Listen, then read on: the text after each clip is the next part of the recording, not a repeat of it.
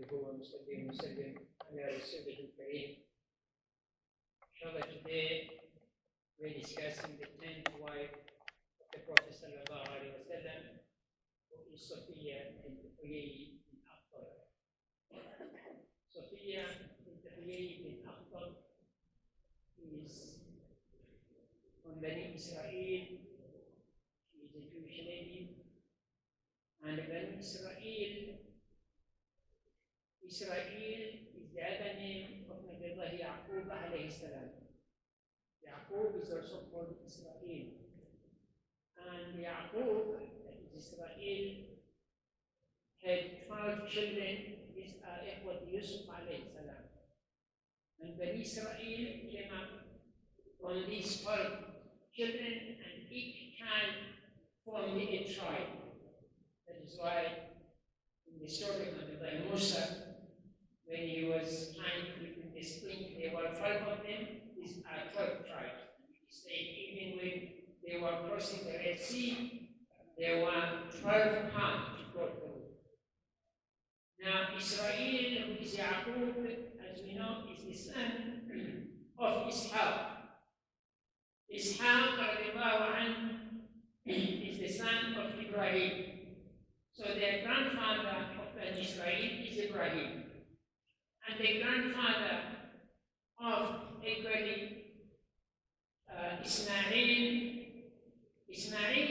his father is Ibrahim. So the Jews and the Arabs came up there as like cousins. I will explain, inshallah, time after talking about the story of Swafiya.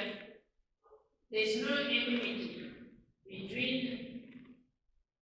a Muslim and somebody from Israel, and they didn't bring hatred, because the majority of the messages of Allah came from Israel, including Ulul Azm, like Musa alayhi salam, like Isa alayhi salam, is from Israel.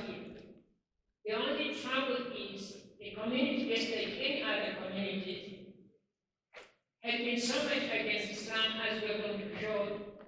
Maybe some of them is because it was not one of them, but this is also natural. In a lot of cases where you have rivalry of leadership, the ethnicity comes for a lot of people. So whenever we say we should not actually completely talk ill about the whole tribe, but talk ill about some people who have done things not rightly, and that is why Surah Al-Baqarah is full of stories of Bani Israel, how they didn't listen to Nabi Musa alayhi salam, and Surah Al-Imran is full of stories. For Surah Al-Baqarah, about half of it talks about Bani Israel, and Surah Al-Imran, about one third or so, is talking about An-Nasr. So I think from that angle is where we tackle the situation. And what is happening now, of course, with Israel, with Palestine, that is all actually, it makes everybody to be annoyed, and really it is true that they are oppressing our Muslim brothers there. But what I'm saying is that there will be definitely some people from the community, as I'm going to explain. Swafiya bint Huyay bin Akhtar, her story is that initially she was married to somebody called Salam bin Mishkam al-Qurbi. And then after that was married by another husband called Kinana ibn Abi al-Haqiq, or Kinana ibn Rabi' ibn al-Haqiq. And then during the battle of Khaybar was one of the bases of the Bani Israel. Initially, there were 3 tribes in Medina: Banu Qaynuqa, Banu Nadir, and Banu Qurayza. And then after some time, maybe we'll talk at the end of the lecture, they broke the agreement, because Rasulullah had agreement with all the people of Medina. One of the big group was the Jews. And the agreement was that they should be protect one another, they should not work against one another, they should not be with the enemy of one another, and all that. But somehow, as I said, if we have time, we will show how Banu Qaynuqa had to be expelled from Medina, how Bani Nadir had to be expelled, and Bani Qurayza, and all the three tribes were breaking the promises and the agreement which they had with the Muslims. So the base of Khaybar became bigger. There were more Jews in Khaybar. In the 7th year after Hijrah, when Rasulullah now had a peace of mind, he's no longer fighting the Quraysh, because in the 6th year, a year before that, there was Sulh al-Hudaybiyah, and as I mentioned earlier, the agreement of having sulh between the Muslims in Medina and the Quraysh in Mecca. That gave Rasul a chance to propagate Islam properly and even to do jihad to other segments, because he secured that the Quraysh will not really fight him. Therefore, he heard that the Yahud in Khaybar were planning to attack Al-Madinah to attack them. And Rasul, his tactic always is, you be aggressive in a way that you don't wait for an enemy to come to your town, but if you have known that he's preparing, you go for him. And this is what he did with Bani Mustaliq when we talked about Sayyidatuna Juwayriyah, one of the wives of the Prophet, that the Prophet went to find Bani Mustaliq because he learned and he sent an informant and found out that they were planning to attack the Muslims, therefore he attacked them. So it's the same issue of Khaybar. Khaybar was a well-entrenched city with very strong fortresses. So it was quite a difficult battle to win. And the Rasul tried with quite a number of black bearers, Abu Bakr and others. And one of the days he said he will give blood to somebody whom he loves, Allah and Allah loves him. And all the Sahaba, they love Allah and Allah loves them. But that was to show the significance of that individual, and that's Ali radiallahu anhu bin Abi Talib, who had a lot of good qualities, just like the other three Khulafa al-Rashidun, or the other 10 al-Ashara al-Mubashsharun bil-Jannah. So Ali radiallahu anhu, when he went, he got the victory, and they defeated the people of Khaybar. Now, as they were defeated, of course, they were prisoners of war, both male and female. And among the prisoners of war, the female one was Swafiya bint Huyay bin Akhtab. Huyay bin Akhtab, I will also talk about him later when we finish the story, was the leader of Bani Nadir, and was somebody who was hating the Prophet so much, as I'm going to explain later. And it just shows why Swafiya had a soft spot for Islam, for the reason we will know later. So when she was taken as a prisoner of war, she came to the Prophet, just like other prisoners, and the Prophet first was escorted with another cousin of hers by Bilal, and went through the battleground where there were a lot of the Khaybar people, the Jews who have been killed. And so Rasul got annoyed and told Bilal, have you lost some kindness that you are passing these two ladies in among the dead people who have been killed from their community? Well, definitely Bilal did not realize that, and the situation was difficult, and they were taking prisoners of war and all that, and perhaps as a man he has been through that battle, he did not have a time to think about what will happen and all that. So Rasulullah, as all the prisoners, when they come, usually they ransom themselves. And Rasul asked her whether she will agree to be married by the Prophet ﷺ, and Swafiya was very, very much ready, because initially, before Kinana, his husband, was killed in this battle of Khaybar. One time, just 2, 3, 4 months before the battle, she saw a dream that the moon came and just dropped in her place in her house room and in her laps, and explained that dream to Kinana. And Kinana got annoyed and slapped her and said, you want to be married by the king of the Arabs, that's Muhammad, because he he was, these are people of Ahlul Kitab, and they were very familiar with a lot of things by then. And specifically they use, as I said, because messages of Allah have been coming right through to them, to the communities. So when Rasul proposed that, he was very ready, and her mahar or dowry was actually that the Prophet will free her. It's as if he will pay for the ransom and then get married to her. So the Prophet ﷺ got married to Swafiya, and then when the battle was over, they moved to Medina, and it is said the Prophet ﷺ did not like immediately this new individual and the wife to go to his place, but he went to a friend of his called Haritha ibn Nu'man, and left her there for a while to sort out some things. Perhaps also not give them a very big surprise, they say. Now, as he left her there, a lot of Muhajirin wives, when they heard about it, as it is usual, the women like to see who is this wife that the Prophet ﷺ got married to. And Swafiya was, as they say, a very beautiful lady, a very pious, later we will see. And she was still quite young. She was actually 17 years by then. Al-Waqidi and Sinan al-Aslami, somebody is reporting that an interesting thing also.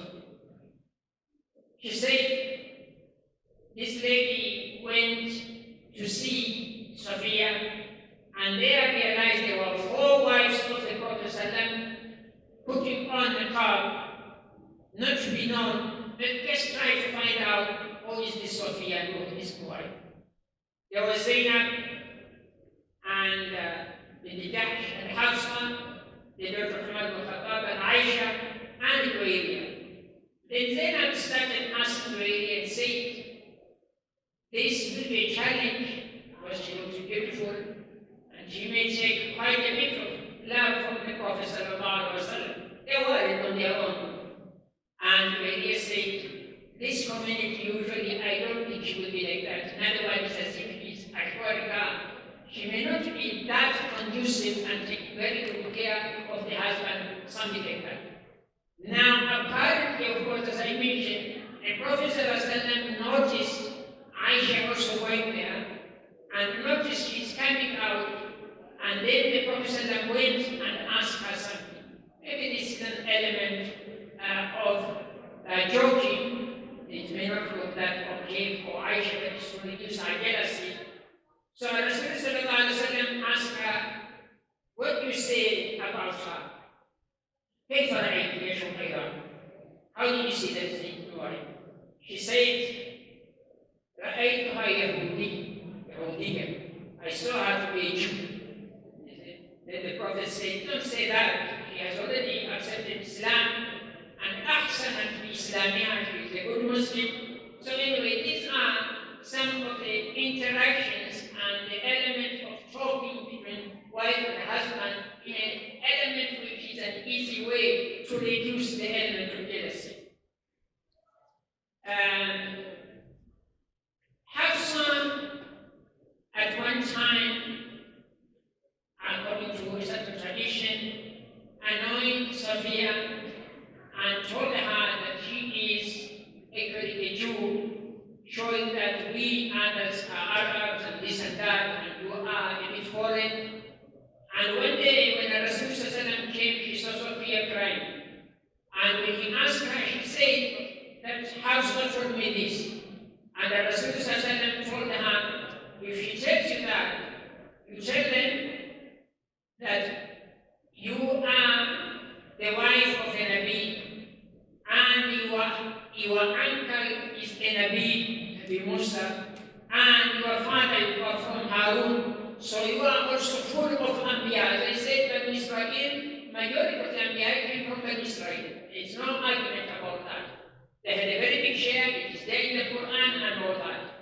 So anyway, from there on, after learning that they were no longer able to teach her on the issue of her origin. And in fact, in the same instance, Rasul told the housewife when he met her, Ittaqillah, fear Allah subhanahu wa ta'ala. In other words, don't talk about these things. Swafiya lived a very religious life, very devoted to her religion, and died in 50 Hijri during the time of Muawiyah bin Abi Sufyan as a Khalifa. Now, the Muslim Ibar, what lesson do we get out of this? One is that, as it is shown, this religion encompasses everybody. Rasul took as one of his wives somebody from Israel, so that somebody will not feel that they are alienated, they are not included. And the Rasul tried very hard to bring in the Israel, the Jews, in the Medina. But as I said, the majority of them were adamant, yes, because it is not from Muhammad, is not from their ethnic group. There is a story of the father of Swafiya I promised I will give, and that is Huyay bin Akhtar, with his brother Abayas bin Akhtar. And this story is being narrated by Swafiya bint Huyay, and perhaps that is the reason why she was sympathetic and easily accepted to come to Islam. After, of course, his father has been killed and his husband has been killed. She says, Swafiya, I was the favorite for my father, Huyay bin Akhtar, and my uncle, Abayas. And whenever they come and I approach them, they will receive me other than any other children and laugh and play with me. But one day, when Rasulullah had already arrived in Quba, now that the Prophet, when he migrated from Mecca to Medina, he remained in Quba around 4 days, reached there on Monday, and went to Medina on Friday. So he remained there.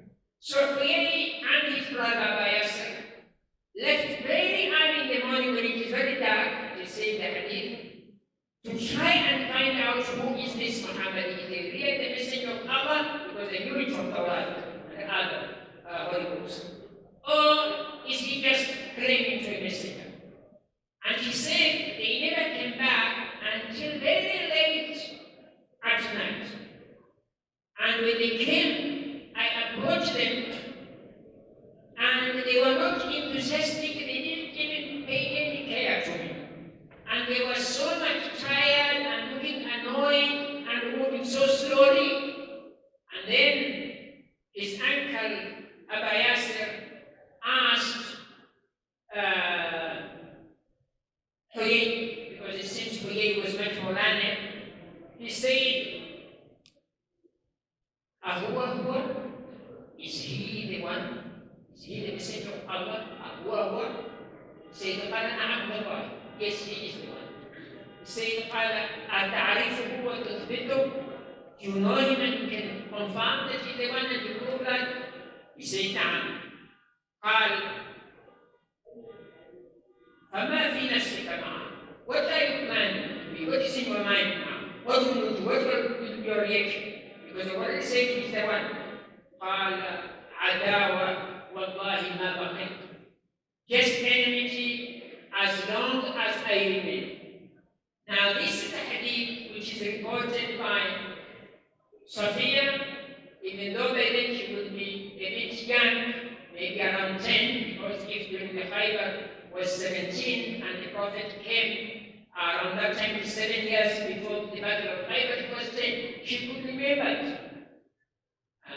And then again, to finalize with another story of the same status, Abdullah bin Salam is a great Sahaba, Mubashar bil Jannah, and he's from Bani Israel. And he was able, he was a great scholar of Bani Israel. Remember, I mentioned this story, but it is his proper place here, even if I'm repeating to some people. When Rasulullah came to Medina, he was also among the people who went to see him. And when he saw him, he just realized, people have their own way of assessing things, especially a long time ago, that this face is not a face of a liar. And so understand, and asked Rasul quite a number of questions, which the way he responded it proved to him that he's the messenger of Allah. So he said, Ya Rasulullah, I made the Shahada, Kalima, and accepted Islam. And he said, I want you to hide me and call the Jews here in Medina and ask them about me before they know I have accepted Islam. So he called them and he asked them, who is Abdullah bin Salam? He said, Alimuna, Alimina. They said the president. He's a great scholar, his father was a great scholar, this and that. And then he said, suppose he accepts Islam. He said, well, there's no way he will accept Islam. So the man came out and said, Ashhadu an la ilaha illallah wa anna Muhammadan Rasulullah. So he said, he's the worst of us and all that. So really, and he told them that you know the quality of the messenger and everything. And this was the thing even Umar sometimes would argue with them because Umar used to read so much the Torah. And he was telling them, you people know exactly that this is the messenger of Allah, but you don't, yes, don't want to accept it. So this really is there to the majority of them. Of course, like any community, there are quite a number of people who have said that during the time of the Prophet, and later and even now. But usually the majority have that problem, and maybe they were thinking all the time the messengers were coming from their community, why this time it should be somebody else. Inshallah, we'll stop there, and tomorrow talk about the last wife of the Prophet, the 11th one. وآخر دعوانا أن الحمد لله رب العالمين.